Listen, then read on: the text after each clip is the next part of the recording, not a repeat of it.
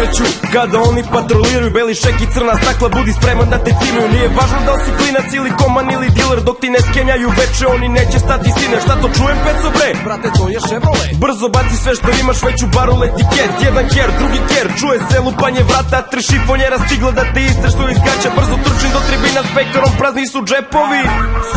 Ma nemam ništa kebe, mi lampica se pali, radobina si spendrečio. Sve u nadi da će možda nekom naći sečivo. Onda pali rotak je ko da smo kriminalci, nismo osuđivani. Nismo dilovali, krali na koljeni i počuki. Otišli su dalje nervozni, ko je sledeća žrtva, pazi možda tebe pregazi. Stiže Chevrolet do šteka, motherfucking interventa. Oni hoće da nas hapse, ali drži se vendeta. Ja stvarno ne znam zašto smo od rodovima meta, ali nemamo ništa opušteno tebra. Stiže Chevrolet do šteka, motherfucking interventa. Oni hoće da nas hapse, ali drži se vendeta. Ja stvarno ne znam zašto smo od rodovima meta, ali nemamo ništa opušteno tebra.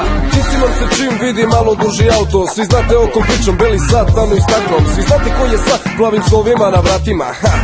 Po kraju kruziraju satima i baš skoro cimali su mene i Mitra. Proceduru znate brate, neću da vam pričam.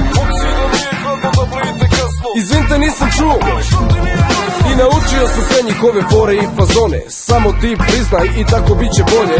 Ajde momci, pričite do kola. Šta zar opet mora? Cimate me svako večer, nije vam fora.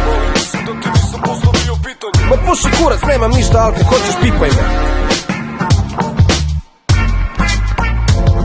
Stiže Chevrolet do šteka, motherfucking interventa. Oni hoće da nas hapse, ali drži se vendeta. Ja stvarno ne znam zašto smo od rodovima meta, ali nemamo ništa opušteno tebra. Stiže Chevrolet do šteka, motherfucking interventa. Oni hoće da nas hapse, ali drži se vendeta. Ja stvarno ne znam zašto smo od rodovima meta, ali nemamo ništa opušteno tebra.